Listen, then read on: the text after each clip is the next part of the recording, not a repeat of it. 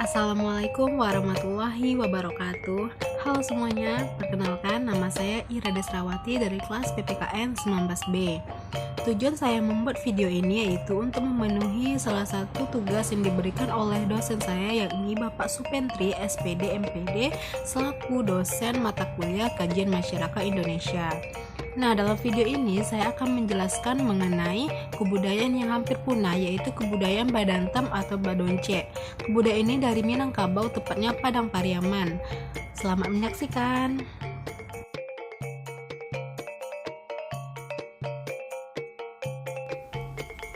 Badonce atau Badantam adalah tradisi dalam budaya Minangkabau, tepatnya di Padang Pariaman, yaitu memberikan sesuatu kepada pihak lain sebagai wujud kebersamaan dan kegotong royongan yang berlandaskan ajaran adat Barek Samudi Pikua Ringan Samudi Yinjiang.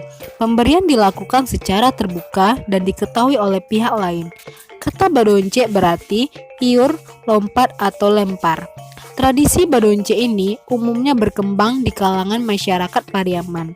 Kegiatan ini biasanya dilakukan ketika menghadapi kegiatan yang memerlukan biaya, seperti helat perkawinan atau membangun rumah, dan biasanya dilakukan dalam lingkungan keluarga. Badantam mengandung prinsip kerjasama antara sejumlah warga masyarakat dalam kehidupan sosial untuk menyelesaikan suatu pekerjaan tertentu yang dianggap berguna untuk kepentingan bersama. Badantam sebagai salah satu bentuk usaha manusia untuk saling membantu tanpa imbalan langsung yang diterima, namun dihasilkan untuk kepentingan bersama atau kepentingan umum. Badantam merupakan kearifan budaya lokal yang memiliki nilai-nilai gotong royong, kebersamaan, persatuan, kesatuan, sukarela, sosialisasi, kekeluargaan, serta tolong-menolong antar sesamanya.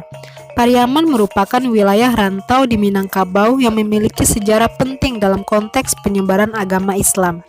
Syekh Burhanuddin merupakan tokoh ulama yang berperan penting dalam penyebaran Islam di Sumatera Barat. Perannya sebagai tokoh yang kuat dalam berdakwah menjadikan Pariaman dikenal sebagai ikon wilayah rantau yang memiliki sejarah yang patut diperhitungkan dalam konteks Islamisasi di Sumatera Barat. Berdasarkan hal tersebut, masyarakat Pariaman hidup dalam konteks yang Islami sebagai wujud dari syarak mendaki adat menurun. Pariaman memiliki corak budaya yang unik dan khas. Pola pemerintahan tradisionalnya juga berbeda dari pola pemerintahan di Nagari Dataran Tinggi Minangkabau yang dipimpin oleh penghulu atau Niniak Mamak Nagari. Rantau Pariaman menggunakan pola kepemimpinan Rajo. Sistem perkawinannya pun berbeda, yaitu kawin banjampui, yang dikenal dengan istilah membeli mempelai laki-laki, dan menggunakan tradisi Badantam di acara perkawinannya. Akan tetapi, dalam beberapa tahun terakhir ini, tradisi tersebut cenderung mulai surut. Hal itu disebabkan oleh banyaknya kritik terhadap tradisi tersebut.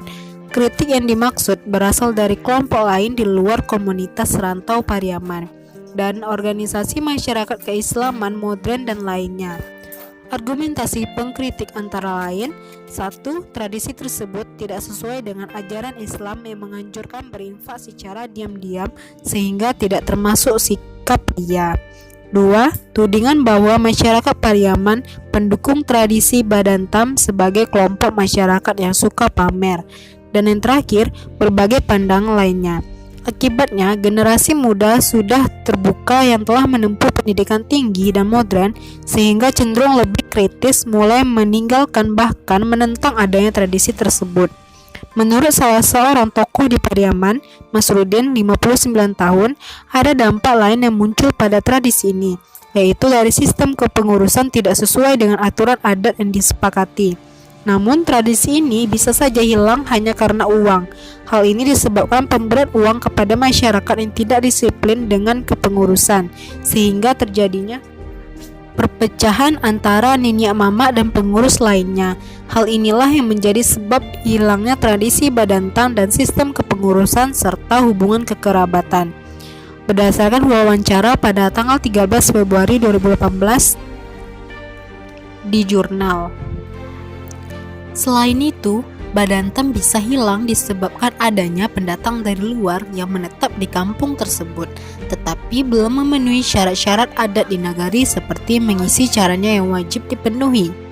Oleh karena itu, ketika seorang pendatang melaksanakan acara alek, dia tidak bisa melaksanakan badantam yang telah disepakati bersama masyarakat setempat sebelumnya. Kondisi ini menyebabkan tradisi badantam di wilayah Padang Pariaman terancam punah. Padahal tradisi badantam mengandung nilai-nilai kegotong royongan dan kearifan budaya lokal yang tidak mampu dilihat oleh para pengkritik secara lebih baik.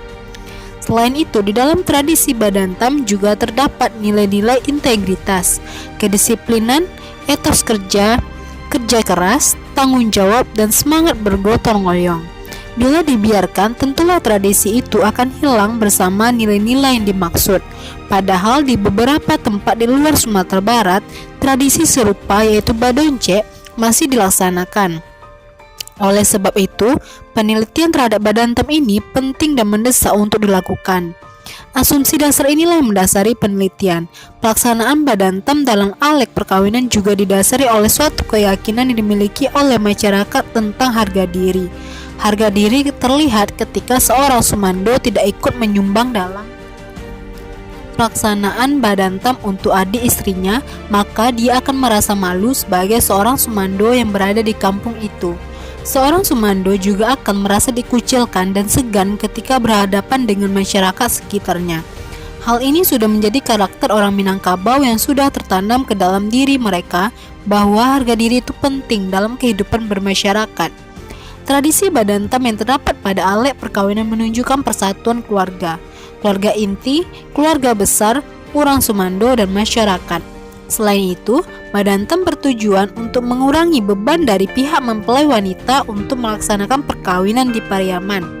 Tradisi badantam juga merupakan upaya dari masyarakat agar tradisi uang jemputan eksistensial dapat dipertahankan. Di sisi lain, pernikahan Bajapui saat ini mempengaruhi makna dan esensi dan proposal uang sehingga beberapa calon pengantin pria ternyata hanya mengharapkan uang proposal dari pernikahan karena mereka menganggap uang itu sebagai properti pranikah. Bahkan dilihat dari adat atau tradisi, makna dan esensi dari pemberian uang proposal itu diberikan dengan tujuan untuk menjadi milik bersama mereka. Tahapan dan tata cara pelaksanaan badantam yang biasanya dilakukan adalah sebagai berikut. 1. Berkumpul dan berunding di rumah si pangka atau tuan rumah, yaitu semua perangkat berkumpul pada sebuah meja panjang atau tempat lain sebagai tempat rundingan nenek mama yang telah disediakan oleh tuan rumah yang melaksanakan alek. Para nenek mama berunding dan memanggil tuan rumah selaku silang nan bapangka atau tuan rumah untuk membuka uang yang ada di belea atau kotak rumah adat dan kampia atau tas untuk memulai badantam. Setelah perundingan itu selesai, maka dimulailah proses badantam.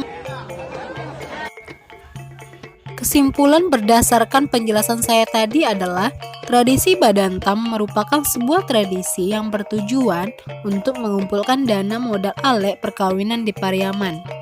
Badantam adalah sebagai bentuk persatuan masyarakat yang dibuat demi kepentingan bersama, sehingga menjadikannya kebutuhan yang tidak dapat dipisahkan dan dihilangkan. Selain itu, tradisi badantam diadakan sebagai bentuk partisipasi masyarakat terhadap keluarga dan sanak saudara dalam meringankan beban. Di samping itu, ada beberapa prosesi yang terdapat dalam badantam. Pertama, berkumpul dan berunding di rumah si pangka. Kedua, pembukaan pesambahan kato. Ketiga, penyerahan dana kepada si pangka. Keempat, kesepakatan mama rumah dengan sumandonya. Kelima, makan bersama sebagai wujud kehormatan dan rasa terima kasih. Dan terakhir, penutup. Baiklah, itulah penjelasan saya mengenai kebudayaan badonce atau badantam yang dikatakan hampir punah. Sebenarnya kebudayaan ini tidak akan punah jika kita masih melestarikannya secara bersama-sama. Maka dari itu saya mengajak kepada kita semua, mari kita jaga kebudayaan yang ada ini agar kita bisa melihatnya sampai seterusnya kepada generasi selanjutnya, terutama masyarakat Minangkabau Padang Pariaman.